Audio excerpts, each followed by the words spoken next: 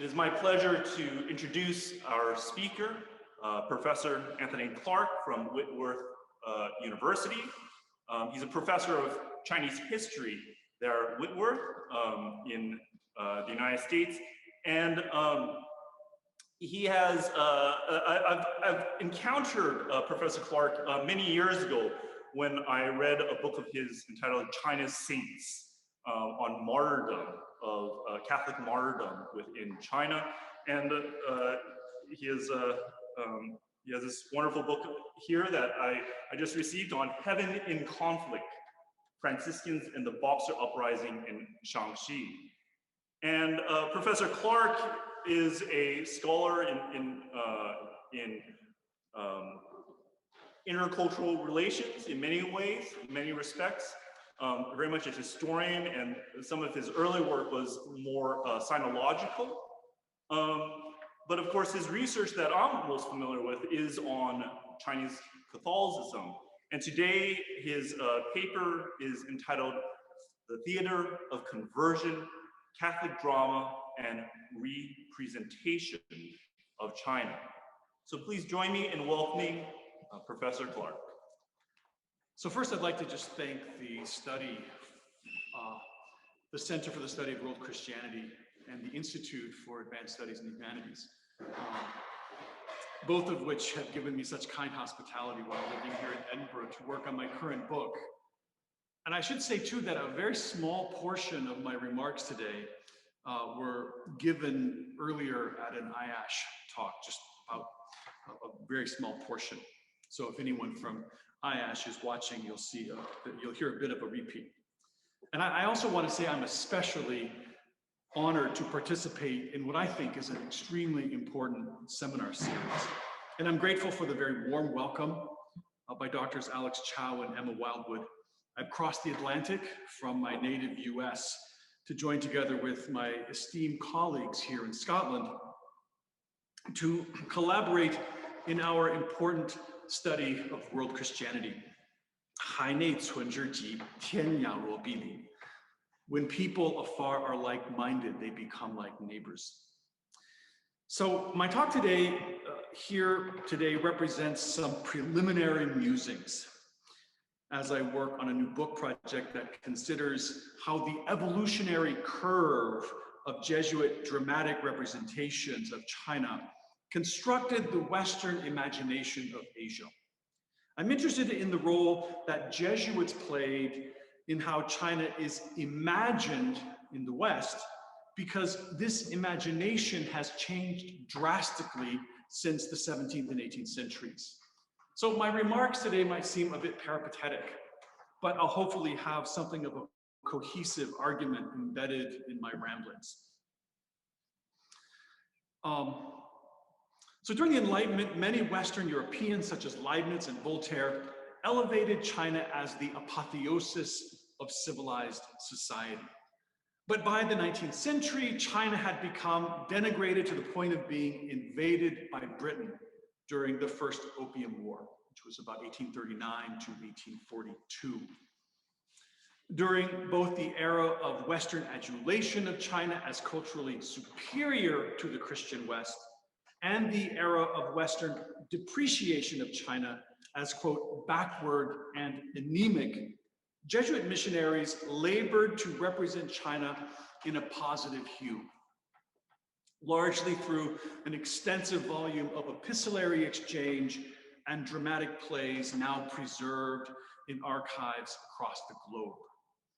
Post-1842, Jesuit theatrical and literary representation engendered the Western impression of China less as a cultural alternative to the West, or even as the cultural inferior to the West, as much as a culture that shines brighter than others once it is, as they say, quote, fulfilled by the spiritual message brought to the Middle Kingdom by the Society of Jesus. Just as a side note, I should say that the Jesuits returned to China in 1842 after the suppression of the society, which was from 1773 to 1814. Now, one of the related points I hope to make here is that Jesuit correspondence between China and the West was not only part of the society's ambition to promote China and its religious mission, but their letters also reveal very human feelings precipitated by the social transformations eddying around them during the Qing dynasty, which was 1644 to 1911. Well, in addition to highlighting the humanity of the post-1842 Jesuits in China, I'll suggest that Jesuit drama served to resurrect China from the pejorative views disseminated in the West during the 19th and 20th centuries. And I'll begin by contextualizing the Jesuit culture and enterprise during China's late imperial era, focusing mostly on the lives of 4 French Jesuits who later appeared in stirring plays performed in China's eastern provinces. Now, in the spiritual exercises of Ignatius of Loyola, the exercitant is encouraged to fight against desolation of heart. She or he is reminded to be patient and look forward to the consolation to come. Quote, "Let him who is in desolation strive to persevere in patience," Ignatius writes, "and let him think that he will be speedily consoled." Jesuit missionaries went to China only after making the spiritual exercises, as all Jesuits in formation had done. And words such as these were in the minds of those confreres as they endured seasickness and storms on their long voyage to the celestial empire. Now, I think if we look at the body of literature, scholars have tended to focus on the scientific, Christian, and Jesuit aspects of the histories of these missionaries to China. But while they did spend long hours, as they wrote, quote, exercising the spirit, we should remember that these missionaries were also children of concerned parents, siblings to brothers and sisters who wept at their departure ceremonies. And they held personal interests that are rarely discussed in scholarly works and hagiographies. I have to admit that as I prepared this talk, I wondered if there's anything about Jesuits in China that has not been already said. And it comes to mind that the Society's China mission has been depicted as a, quote, larger-than-life enterprise. Who were these giants when they were simply living their daily lives? To confront this question, I draw here on the lives of the only 4 China Jesuits so far who are recognized as saints in the Catholic Church. I guess we might call them the tallest of the giants. Was there something in the legacies of these saints that can be identified as, quote, real lives? Given the nature of hagiographies and Jesuit dramas, one might entirely miss anything commonly human about China's Jesuits.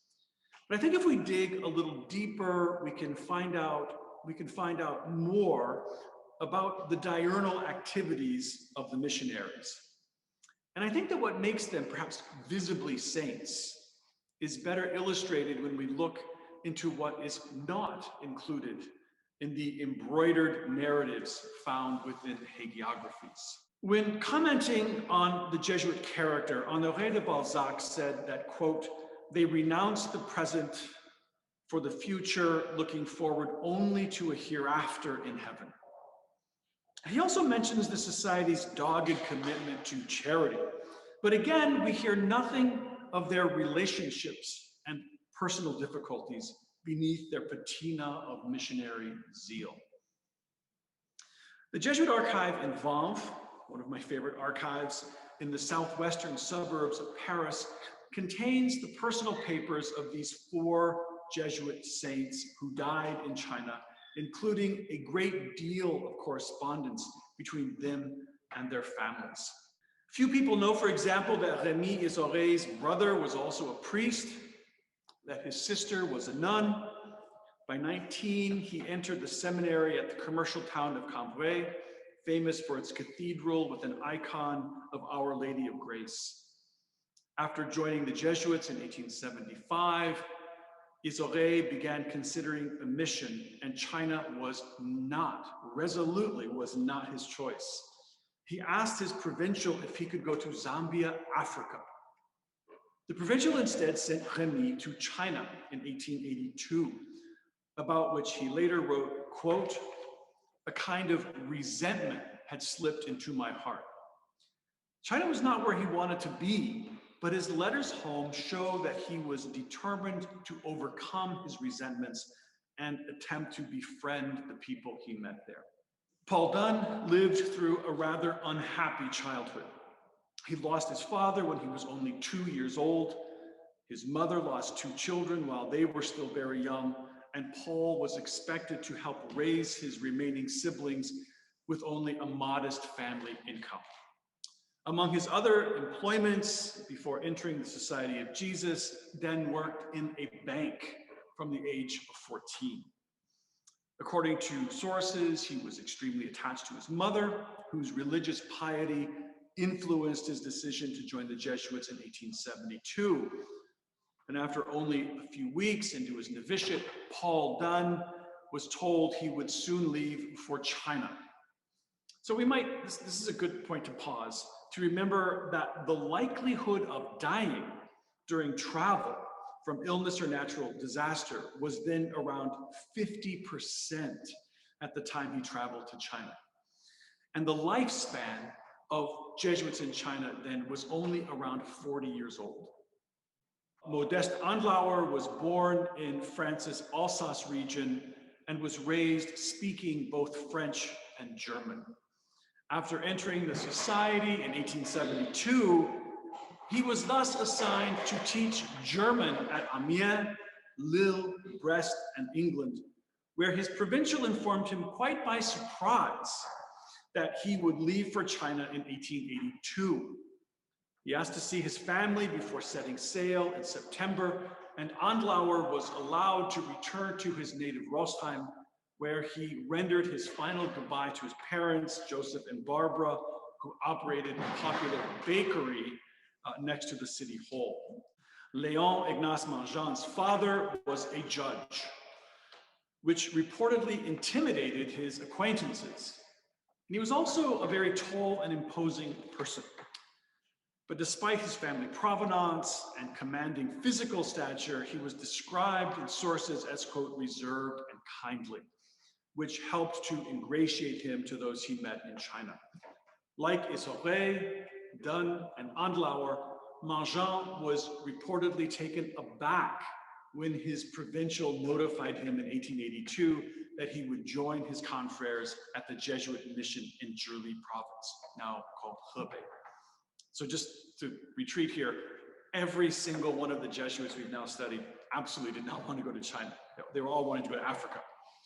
Now, as we consider the backgrounds, personalities, and personal hopes of each of these 4 men, we see that they were, in fact, temperate and affable missionaries, but none expected or desired to go to China. Once in China, however, all 4 began a process of uneasy adjustment, during which they indeed formed new friendships while making heroic efforts to retain their old attachments with their families back in France. These 4 Jesuits were assigned to what must have seemed to them like a remote backwater. Beijing and Shanghai were much larger centers of Christian activity than where they began their missions at Shenzhen County in Zhili. Even more, several of the most powerful bishops and clergy in leadership positions in China were Vincentians, who were in many ways the antagonists of the Jesuits. I should say I've met Jesuits living in China presently who said, "Oh, the Vincentians, our enemies." Jesuit properties were, quote, inherited by the Vincentians during the suppression.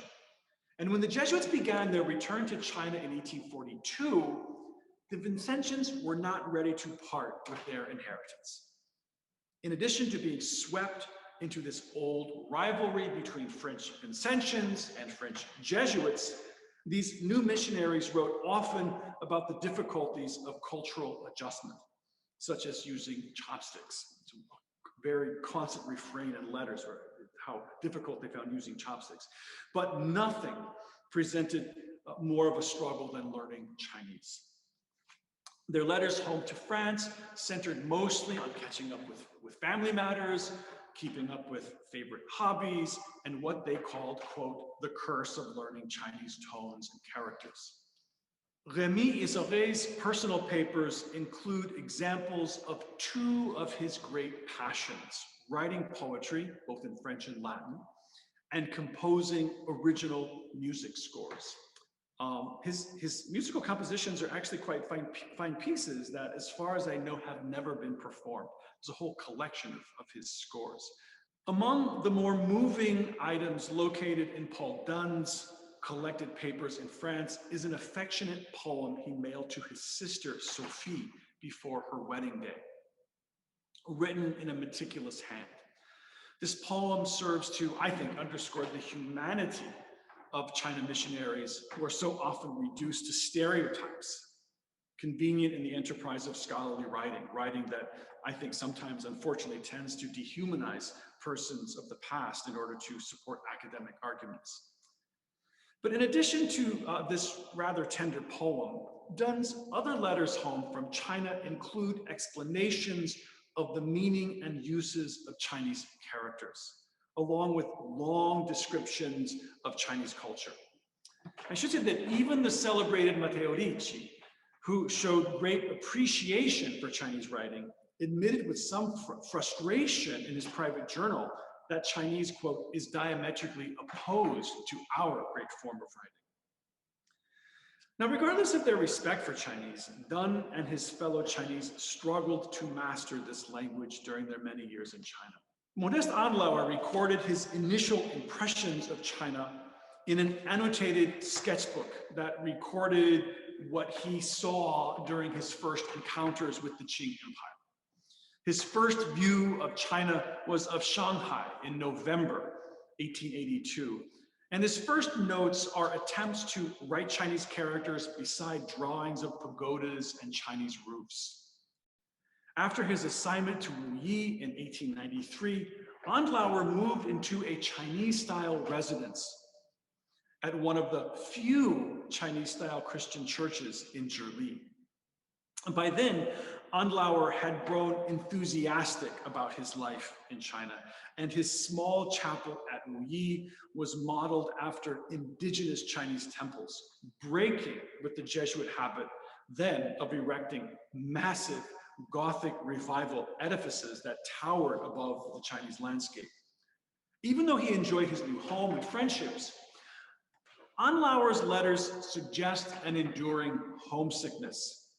In one letter, he wrote, quote, if from time to time one has an opportunity to suffer, we must say, you came on your mission simply for suffering, close quote. Now, his homesickness did not make Andlauer withdraw from the realities of life in China. He actually became something of a social activist after discovering the details of Chinese foot binding. One of the women in his parish at Wu Yi lived too far away to make it to Sunday Mass due to the agony of walking on her bound feet.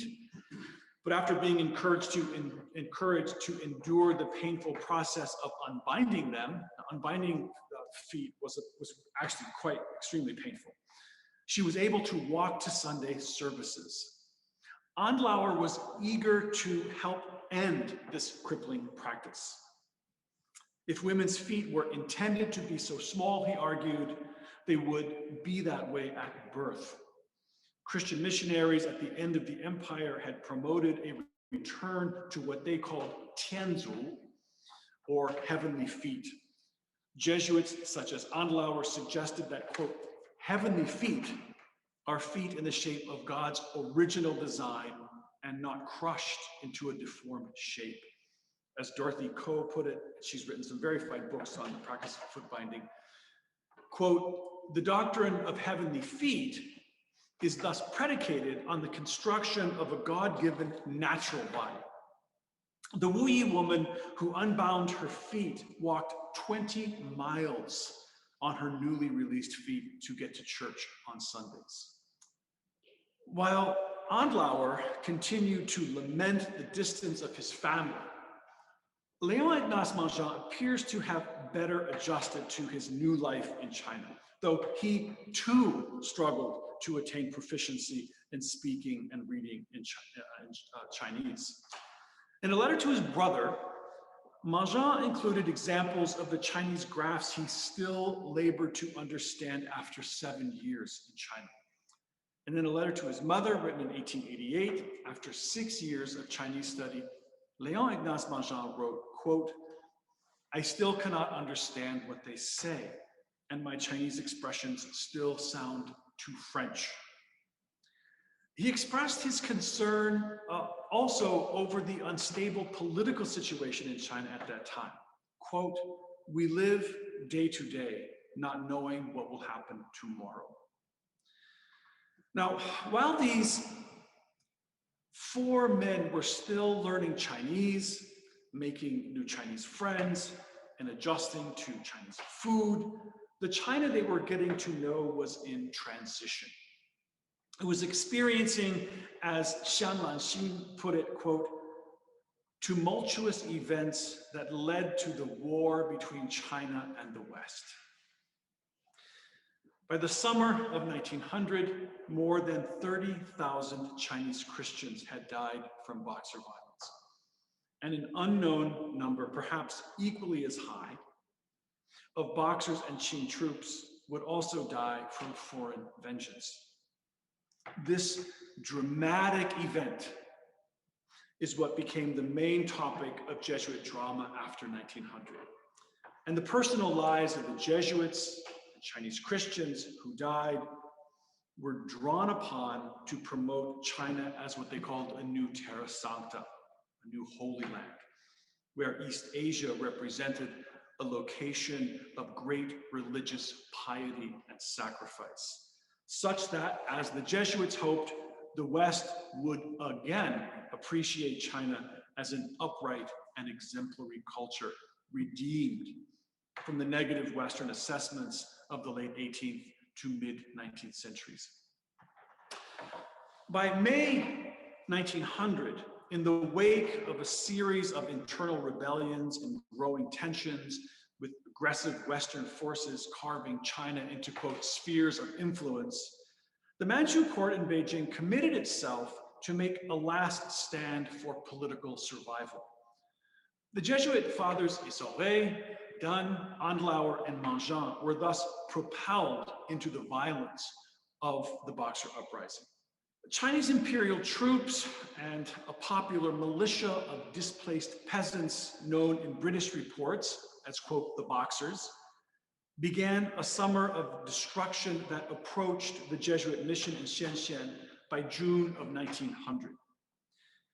The Jesuits there decided to resist alongside their fellow Christians. I should say that there's an interesting division between the way the Jesuits and the Franciscans responded. The Jesuits resisted with weapons, and the Franciscans largely decided to render no resistance. In the mission area of southeast Zhili, in this place alone, 15 Catholic fortresses were erected with an army of Chinese Christians and Jesuit leaders armed with rifles, cannon, swords, and spears. Now, none of the 4 Jesuits I've so far discussed survived. Modeste Andlauer and Rémy Isauret both died in the Jesuit church at the small village of Wuyi. Léon Ignace Mangin and Paul Dunn were killed along with more than 2,000 Chinese Christians in Tujiahe village. Now, I should say something here about who these Boxers were, which I think will help us better understand the very religious nature of the movement and the reason that Jesuits were so keen to represent them in their plays. It was young men and women who formed local martial arts clubs after mid and late 19th century droughts had left tens of thousands of peasants without work, also largely without food. These units gathered at popular temples to worship powerful Chinese deities, watch opera performances featuring Chinese heroes, and practice traditional martial arts. Those who joined these units divided into two separate groups. The men formed into what they called the Society of Righteous Harmony, and the women created a female society called the Red Lanterns, Hongdeng. They shared three general characteristics. First, they believed that the non-Chinese Christian god, Tianzhu, or Shangdi, was the cause of the droughts that had afflicted northern China. Second, they believed that the popular Chinese deities they worshipped would restore the rains if the foreigners and Chinese Christians were eliminated. And third, they believed that those Chinese deities could be summoned to possess their bodies, which would render the Boxers invincible to bullets or any other weapon. There's a great store of Chinese sources and archives in China that provide examples of these beliefs. There's one Boxer placard in northern China that made the following announcement, quote, "The deities help us fighters, the fists of righteous harmony, as the foreign devils have disturbed the central plains. They force their religion and only believe in the Lord of heaven. They don't believe in our deities or the Buddha, and they neglect their ancestors. Their men are improper and their women are immoral. The heavens won't rain and the earth is scorched, all because of the foreign devils. The skies are blocked," close quote. So the message was clear. The foreign god of the Christians had caused the drought, and once foreigners are gone, the rain will return. A description by the Shanxi literatist Liu Dapeng provides one of the best examples of the Boxer possession ritual, which they expected would, as I said, help them to expel the, quote, foreign devils. This is a fantastic book. If you read Chinese, it's the journal of Liu Dapeng, and he's writing about the Boxers in Shanxi province. It's quite a dramatic book. The Boxers began by making incense offerings to the deities along with prostrations, and then, quote, "Suddenly they raised their gaze and then dropped to the ground as if in a sound sleep. Before long, their hands and feet began to undulate. They stood erect and danced around with a fierce expression. Their eyes shut so tightly they could not be opened. Then they made fists and claw shapes with their hands, leaping and rushing around," close quote. After completing these rites, the Boxers were held to be protected by the possessing deity. As the motto read, "Dao Qiang Bu Ru," or blades or bullets cannot penetrate. The admixture of invincibility, disdain for foreigners, and hunger made them a formidable challenge to the Jesuit attempts to defend their Christian communities. Anlauer was warned by local Chinese Catholics to leave Wuyi and seek refuge in one of the fortified Jesuit strongholds, but he refused to abandon the people of his mission church. On the evening of June 17, Isare went to Anlauer's residence in Wuyi, probably to persuade his friend to flee to safety. But by the time Isare was with Anlauer, Wuyi village was completely surrounded by Boxers. At 6 p.m. the next day, both missionaries heard the approach of a large crowd carrying weapons. They ran into the church and prayed at the foot of the altar while the Boxers broke through the front door and beheaded them. On June 20th, a Chinese Christian went to Zhujiahe village and told Manja and Dun about the deaths of their two friends at Wuyi. And they all knew at that moment that Zhujiahe was the next target.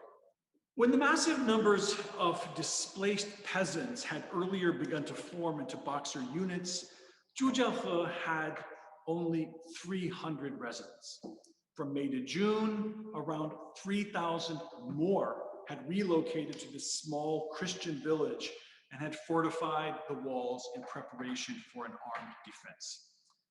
On July 18, a combined force of Boxers and Qing troops attacked the wall, and by the 20th, they broke through the ramparts. During the days before the village was defeated, Fathers Marjan and Dunn remained awake with almost no sleep to hear confessions and offer consolation. They exhausted themselves preparing the villagers for what befell them. After killing more than 1,000 defenders, a remnant of another 1,000 women, children, and elderly had crowded into the small village church. Marjan and Dunn led them in prayer when around 8 o'clock in the morning, the attackers shot their rifles through the front door and windows at those inside the church. Now, Jean-Paul Wiest describes, I think quite well, the final moments in the church after the shooting had ended. He writes, quote, "Some Boxers blocked the entrance with mattresses soaked in kerosene and set them on fire. The flames rapidly reached the reed matting, which formed the ceiling. The people trapped in the church soon died of smoke inhalation." These two missionaries had actually grown so close to their Chinese friends that one woman stood in front of Marjan and spread her arms to receive the bullets for him. After it was all over, a Jesuit traveled to the village to photograph the skeletal remains of those who had perished in the church, which is actually the photograph you see on the bottom left. In the aftermath of this calamity, 2 priests were dispatched to collect records and eyewitness testimonies about what had happened to the missionaries and Christians who died at Wuyi and Zhujiahe. One was the Chinese Jesuit from Shanghai, Li Wanyu, and the other was the French Jesuit Pierre Xavier Merton. Li later published one of the most exhaustive accounts of the Boxer uprising, his Tranhuoji, a record of the Boxer calamity. And Merton wrote what became a popular French account of the Boxer violence in Zhili, his Deux cents chrétiens sur le fleuve Jean. These were demanding works to write. As Paul Griffiths has said, quote, "Among the hardest things in the world to do is thinking and writing about a difficult topic." Li Wanyu and Pierre Xavier Merton both had in mind a kind of Ignatian consolation, one that would, they hoped, cast a more agreeable patina on the violent deaths of the Jesuit missionaries and Chinese Christians under their care during the Boxer era and serve to improve Western attitudes about China. So namely, both Li and Merton wished that some of these victims would someday be recognized as saints. While Merton wrote much about his European confreres, Isouret, Dunn, Andelauer, and Marjan, Li Wanyu clearly wished to underscore the goodness and religious piety of his fellow Chinese. Li, in his book, assigns far more miracles to Chinese than he does to Europeans. After narrating what happened at Zhujiahe, Li writes that Fathers Zhou and Pan at the nearby village Qingcaohe believed the Boxers to be possessed by demons. So these 2 Chinese priests made the sign of the cross toward them, after which, quote, "the Boxers witnessed a sudden, vigorous wind and they ran away." During the Boxers' second attack, the Boxers, quote, "shot bullets that fell on the Christians like rain, but not a single one was injured." These Chinese priests from Qingcaohe figure prominently in later Jesuit stage dramas depicting the Boxer uprising. So many more miracles are recorded in Jesuit books and plays. And in 1955, their efforts to draw attention to the Christians who died in Zhili yielded their intended result. The 4 Jesuits who had come from France struggled with their Chinese and wrote long, moving letters to their families, were beatified on April 17th by Pope Pius XII. The Jesuits paid all the costs for the lavish ceremony and they orchestrated a grand celebration in the Vatican's most illustrious Baroque space, St. Peter's Basilica. The Jesuit archive in Vanves actually preserves the bill from the Vatican. Few people realize this, but when you host a beatification or canonization ceremony, usually the order receives the bill from St. Peter's. And I have to say that bill just discloses how incredibly expensive this ceremony was. A painting of the Jesuits who died in Gerli was placed in Bernini's famous Holy Spirit window in St. Peter's. Something they no longer practice this. As the Pope pronounced the words of beatification, the painting was gradually revealed as a curtain was dramatically drawn apart. The huge basilica was crowded with exultant Jesuits, including many who had lived in China most of their lives. A Chinese Jesuit stood with the Father General of the order as a large arrangement of flowers was presented to the Pope. After this extravagant ceremony, both the Jesuits and China gained enormous attention in Western Europe. 2 weeks before Christmas in 2011, I traveled to Wuyi and Zhujiahe with the pastors of those two villages, passing by fields of crops, walls covered in painted slogans, and newly built factories billowing the black smoke of, quote, economic progress. I finally arrived in the small chapels of these two communities. The two pastors actually told me that I was the first Westerner to visit these villages in living memory. And I was sumptuously welcomed with banquets and gifts. I had read the documents about the Boxer incidents that occurred there over a century ago. And as a professor of late Imperial Chinese history, I was aware of the tensions between the Qing court and the Western powers that helped fuel the conflicts of 1900. Now, one often reads in the Western media that Chinese Catholics have no freedom to commemorate those canonized by Pope John Paul II in 2000. This is not true. To be sure, there are still political sensitivities regarding Christianity in China today. But in Wuyi and Zhujiahe, the local Chinese Christians openly celebrate the Chinese and Jesuit Christians who perished during the Boxer era. Father Luo, the pastor at Wuyi, has erected 2 pavilions, one commemorating Modeste Anlauer and another honoring Rémy Isoré. Inside the small chapel, he has displayed their portraits. Actually, after drawing me inside, he recounted the entire story of their deaths during the Boxer uprising. For the Christians at Wuyi, these 2 Jesuit missionaries represent the possibility of friendship between China and the West, rather than the cultural conflicts of 1900. My book on Catholic martyrdom that Dr. Chow just mentioned, my book on Catholic martyrdom during the Qing dynasty had just been published when I visited this area. So the events of Zhujiahe were still fresh in my mind when I arrived there in a very cold December. After photographing the remaining monuments related to the Boxer era history of the village, I met with Lucia Zhu, the great granddaughter of Mary Zhu, the woman who stood in front of Leon Ignace Mangin to receive the bullets intended for him. That's her sitting with me on the right.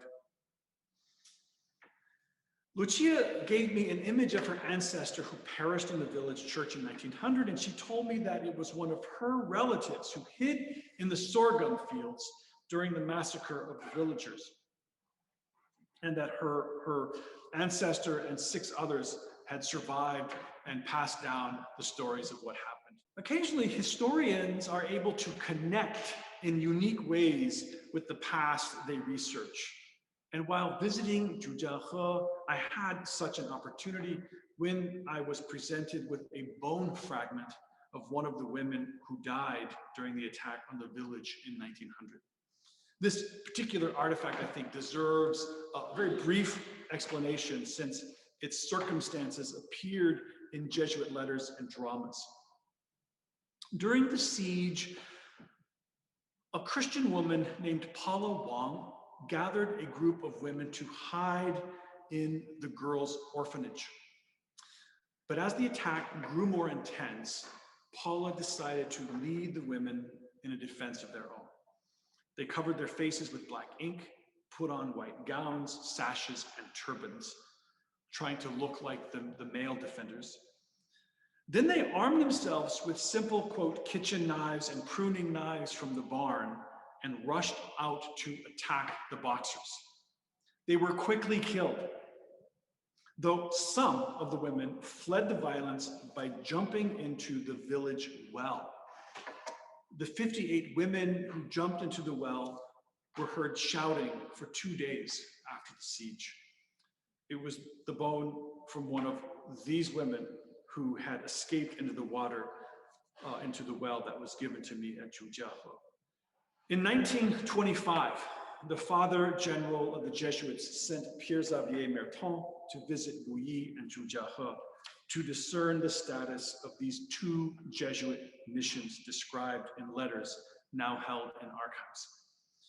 When he entered the new village church 25 years after Paul Dunn and Léon Ignace Nogent had died in the previous church, a banner still hung above the altar that read, 死者安息, or may the dead rest in peace.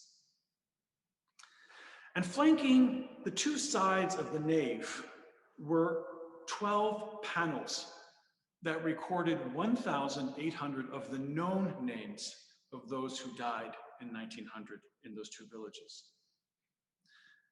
When I met with the current bishop of this area, Peter Fangximao, he invited me to see the historic items held in the private museum. Among the objects preserved there are the panels from Zhujiahe with the names of those who perished in 1900 and the fragments of the prayer books and holy medals and rosaries that were recovered from the village.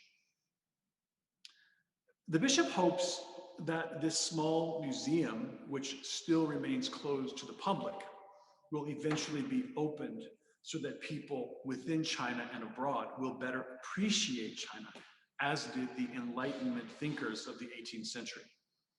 The Jesuit enterprise and its ambitions still motivate the Christian community in Hebei province. I should note the stories of how the local Christians hid these objects during the Cultural Revolution. They're quite summoning, quite moving, actually. Now, before I conclude, I should return briefly to the Enlightenment and note Scotland's tributes to China. The Edinburgh literatist David Hume praised China for its, quote, considerable stock of politeness and science, and also for its unity of language, law, and manners. But he also was critical of what he viewed as a certain stagnancy, noting that, as Hume writes, quote, the sciences have made so slow a progress in that mighty empire. For Hume, China was noteworthy because of its effective governance by virtue of, quote, natural law rather than revealed law.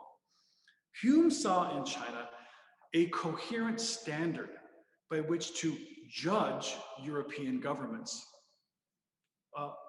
China was for Hume an analog of governance that functioned more effectively than in the West because it functioned, in his view, without the shackles of Western Christianity.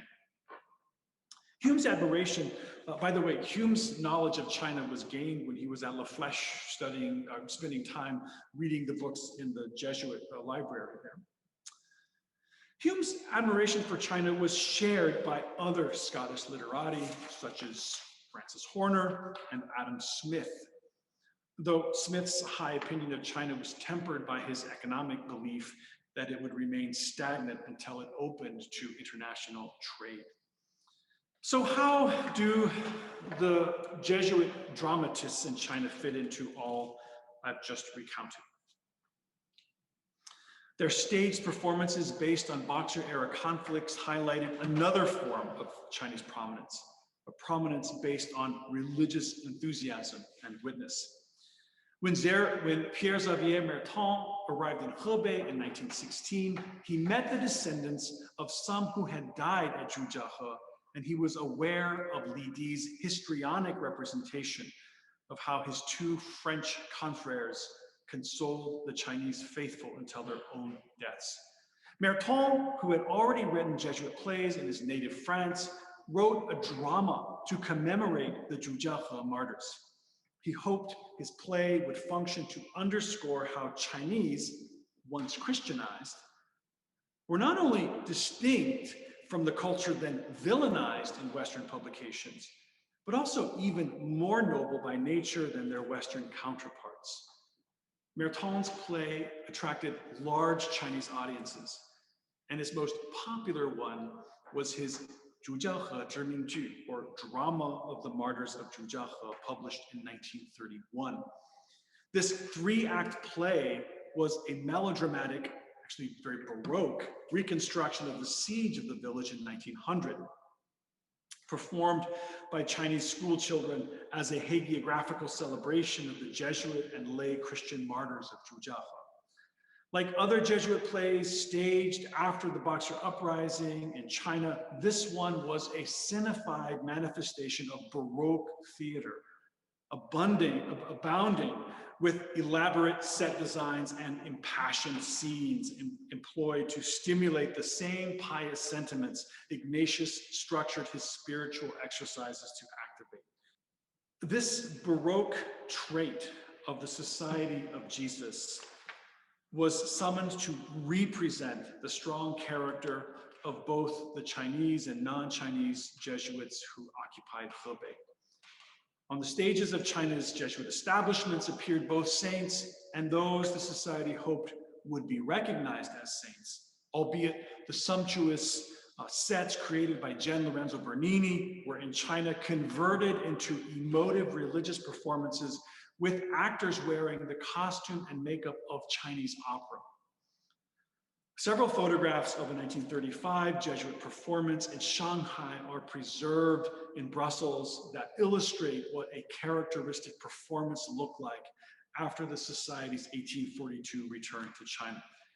The images are of a children's performance of the play 古生国色百花演义, or a vernacular drama on the ancient Saint Joseph. It's originally written and published in 1925, just at the very end of my remarks here. Extravagant sets depicting the Old Testament story of Joseph's betrayal by his brothers and subsequent life in Egypt are crowded with elaborately costumed performers. Seen in the photographs are sets comparable to those that Bernini produced 3 centuries earlier in his play Il Sant'Alessio in 1634. This Chinese Jesuit play was staged and performed at the Jesuit Xujiahui Mission Complex in Shanghai to welcome the participants of the Catholic Action First National Conference in 1935, which was actually itself a grand affair accompanied by what was unrestrained spectacle. While the 1930s Jesuits in China produced plays such as the ones about Zhujiahe and Joseph, they also staged photographs of pious Chinese Catholics that appear as 20th century examples of Baroque tableaus. They sought to resurrect the Baroque in order to resurrect China's former patina of greatness that formerly pervaded the Western imagination of the Celestial Empire. Western saints depicted in Baroque art now appeared in Baroque photos of China's holy faithful. So, my current research, which is still very much in progress, revolves around 4 main questions, and I'll end with these 4 questions. How did the Jesuit mission in China serve to present the imagined China that the West acclaimed during the 18th century? How did the later Jesuit mission attempt to represent a newly imagined China during the 19th and 20th centuries? How did Jesuit drama fit into these representations? And finally, how have missionary representations over the centuries served to engender cross-cultural imaginations of world Christianity? And more specifically, for those of us who have read Benedict Anderson's Imagined Communities, how have these representations created imagined Christianities? I'll end there and entertain any questions. Thank you.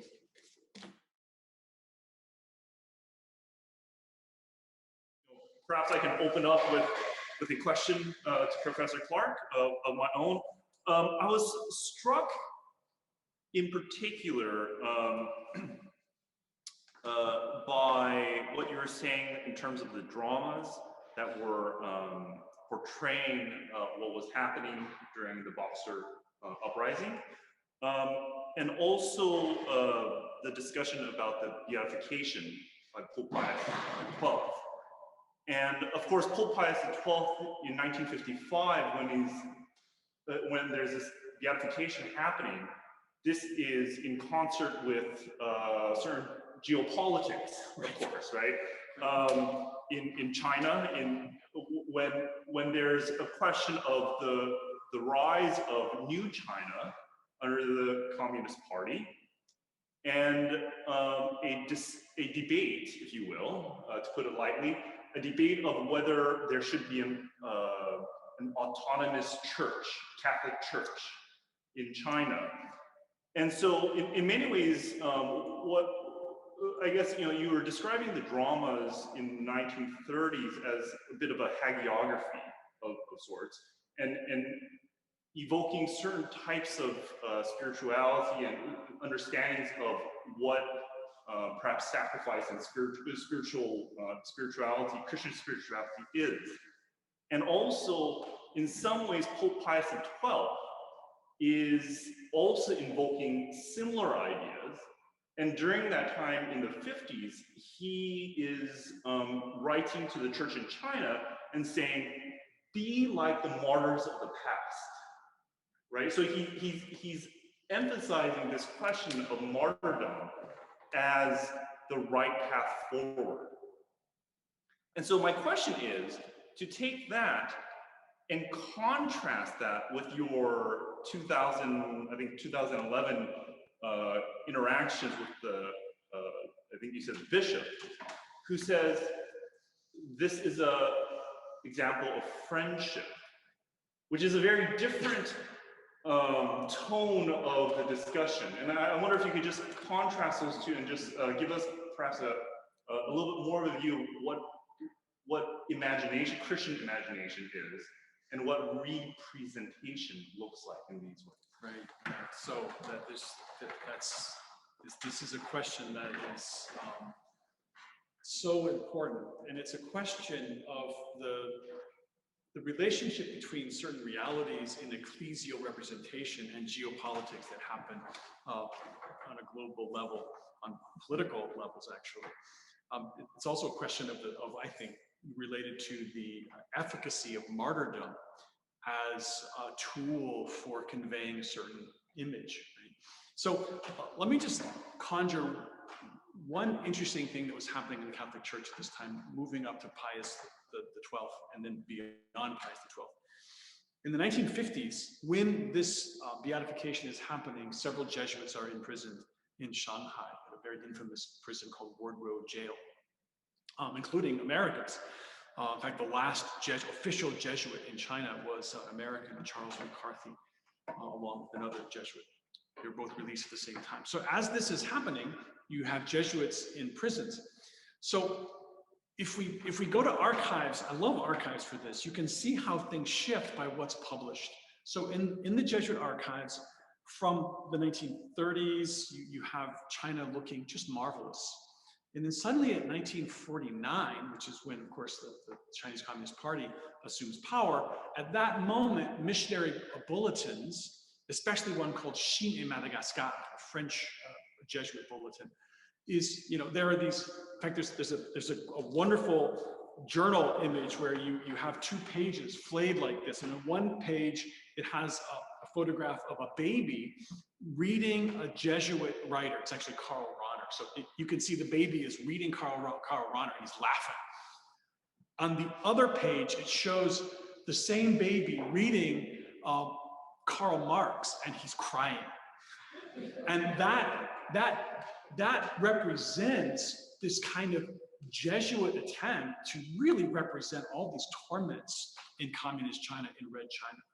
Now, what happens then is the missionary bulletins, the missionaries are largely released. There's a lot of terrifying things happening. And then post-Cultural Revolution, about the mid-70s, late 70s, all of the Jesuit bulletins completely change gear. They shift their angle into producing a narrative of friendship. And it was as if all of that anti-communist rhetoric in Jesuit periodicals had completely changed. And so here's my question, just as it's your question, is why? I mean, I don't quite, I have my theories, and I think that the strategy of using martyrdom didn't go away. It didn't go away because obviously Pope John Paul II canonized Catholic saints in China in 2000. So that, and then of course there were all these banners that, of course, we know these banners, the blood of the martyrs is the seed of the church. And so martyrdom remains, but the narrative of going from the sort of critique of communism to a praise of friendship, that's the shift that happens. And I'd like to think more about that, but certainly in the publications you see this interesting shift. I was extremely interested in that. The only bit of that period that I had any encounter with is in writing about the experience of the Anglican missionary Roland Allen, who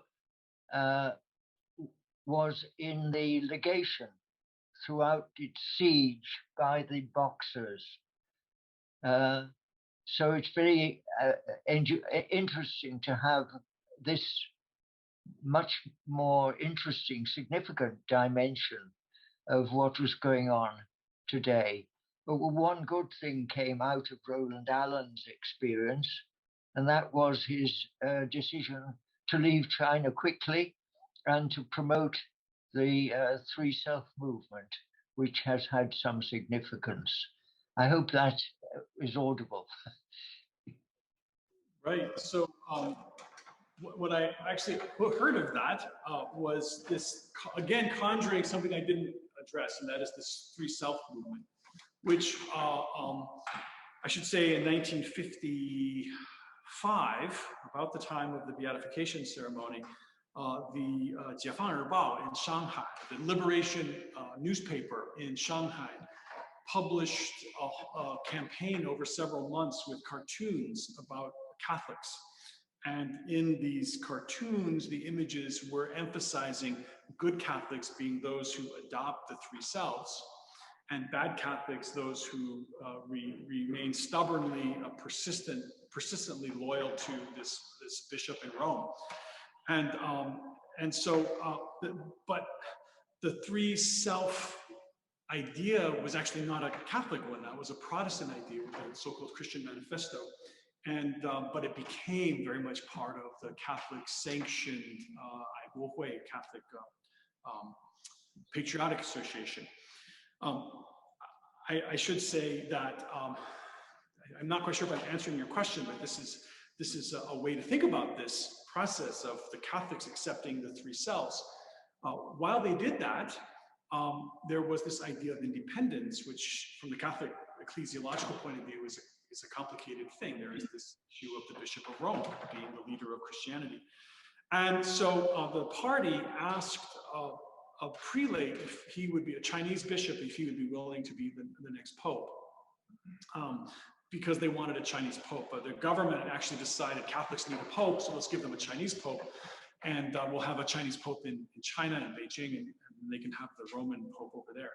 And the bishop, interestingly, he said, I would love to be the pope. I mean, I have a few demands. The first demand is I want to be elected by a conclave of cardinals, and the second demand is I need to live in the Vatican in Rome. And then he went to prison. But the Catholics were, if you know liturgy, you'll know that in the Mass, there's a moment in the Mass where, in the canon of the Mass, where the Pope is mentioned, the Pope is prayed for, and the local bishop. And the Second Vatican Council is happening in the 1960s, and the Second Vatican Council is having this huge shift in liturgical practice, having the priest turn and face the congregation. The Catholics in China were actually given permission to celebrate the new liturgy during the Second Vatican Council, but they didn't until the 1980s. And the reason they didn't celebrate the new liturgy is because they wanted to retain the old Latin liturgy, because the Pope is prayed for while facing away from the congregation in silence. So it was a way that they could have a public rhetoric of adopting the three selves, but have a private devotional reality of actually being loyal to the Pope in Rome. And then once the government allowed for a mentioning of the Pope in Catholic liturgy, then the whole Catholic Church in China adopted the new liturgy. But yeah. Thank you, Professor Clark, for your presentation. That was very detailed and very informative. I learned a lot. I thought I knew a lot about Boxer Uprising, but I guess I don't. I learned a lot about with the Jesuits and the Catholic, the Chinese Catholics, as well as the reason behind Boxer Uprising, just from your presentation. I guess for me, what was really moving was you going to China to visit these sites, and then also talking to some of the surviving relatives of those who perished. I'm just curious, how do the events that happened in the past factor into the current or the contemporary spiritual narrative or heritage, however you want to call it, of those Christians who are now alive and that you talk to in the villages? That's it. I really like that question. It's a complicated question, because I like to say that in China, what the situation is this month is not the situation of next month, and that month is not the situation the following month. China has really the state of religion in China transmogrifies from week to week to month to month. But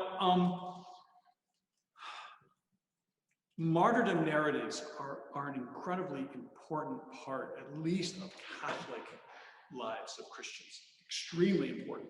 In fact, if you are trusted, both the sanctioned community and the unsanctioned communities, often the elderly parishioners will have written documents about what happened during the Cultural Revolution, what had happened during the Boxer Uprising.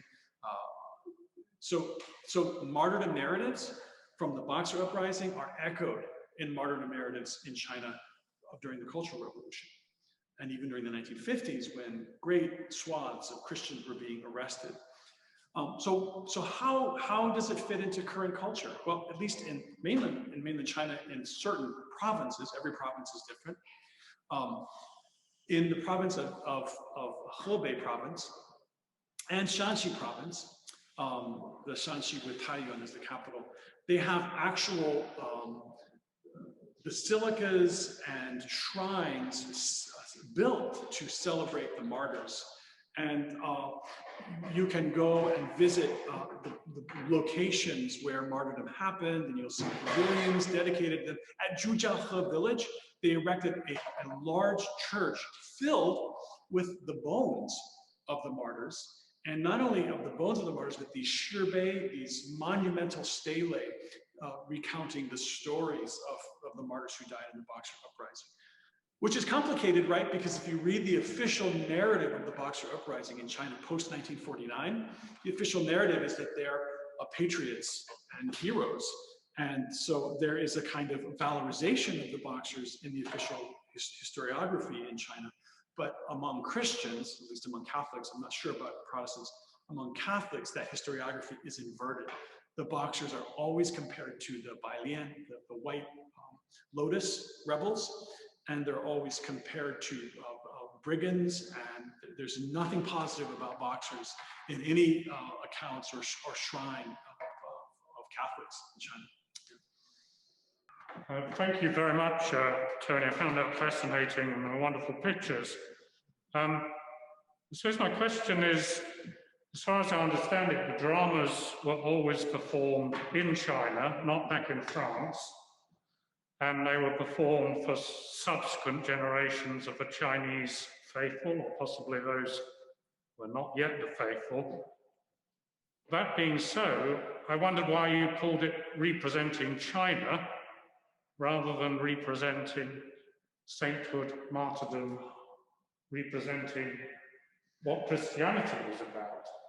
It wasn't really presenting China to a Western audience, but presenting past Christian history to a present Chinese audience. Now that is a question that I have thought about, but I didn't anticipate, and it's an exceedingly good question. And here's one of the things that I'm thinking of, and I think I'm starting to outline a chapter about that very issue. The reality is those plays that were performed in the 1930s and 1920s in China did in fact make it to Europe. In fact, they were translated, they went to Rome and they were translated from Chinese into Western languages. And in fact, one of France's most popular playwrights, Henri Guéon, was one who emulated at least one of his own plays he called Le Trois Sagesses du Wang, the three wisdoms of old Wang. And that play was about an elderly Catholic man who forgave a boxer. And it's a very moving, almost Baroque. It actually emulates other Jesuit plays. So there was, and when that play was, that play by Henri Guéon was compulsory in many high schools in France, most high schools in France. So they actually looked at chinoiserie images of China, and they recreated these chinoiserie outfits. And then they reconstructed the Boxer Uprising on stages throughout France, and I think it's in Italy as well. So there was a representing of China after the Boxer Uprising in a new way in European theater. And I guess I want to say too that one of the things that strikes me about the way that these performances were structured in China itself is that they followed almost no, other than costumes, they followed almost no conventional theatrical conventions that were indigenous to China. So they were actually imposing a kind of Baroque model onto Chinese drama. In fact, if you look at the scores in Chinese, they emulate the way Chinese plays, the scripts. They emulate the way Western scripts function, but they're in Chinese. So Chinese Christians who are watching these plays are actually saying in their own writings, this is a whole new way of thinking about my own Christian faith. And you start to see the local Chinese Christians actually demanding that the architecture of their churches is Baroque and Gothic revival, because they thought that was more quote unquote Catholic than having indigenous. Actually, what was happening in the 1950s is the Jesuits and the Franciscans were all telling the Chinese, build in Chinese architectural styles. But the Chinese themselves said, no, we don't want that. And I think that part of the whole project of kind of mixing this whole Sino-Western hybridization of aesthetics and plays really influenced the way Christianity became manifest and viewed and practiced in China. So if you go in Shanxi province, because the Jesuits brought clocks, and it's actually a Franciscan province, if you go into a church in Shanxi province, I don't think I've ever seen one church that didn't have at least 2 grandfather clocks up by the altar, because clocks have to be represented into the whole structure of Chinese worship. And if you ask them, why are there clocks there? I've never received an answer. It's always been that way. So I think that representing China In a way, we can theoretically say it does happen within China, but it also did happen in Europe also, and especially in France. So. Thank you.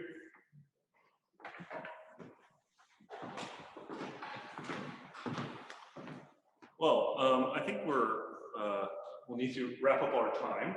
But I think in many ways we were presented by Professor Clark a very detailed and very, for me, it was a very moving story of these various individuals and their lives before they were sent to China, and their in some ways a conversion experience for them coming into China and loving China, and also the sacrifice and especially the martyrdom and the like, and these questions of representation. I think oftentimes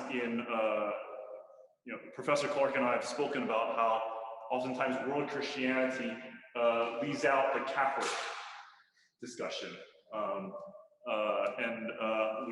We are very grateful, really, for your presentation to us and sharing from your current research, and we look forward to seeing it in print in due course. Thank you very much for this. Thank you.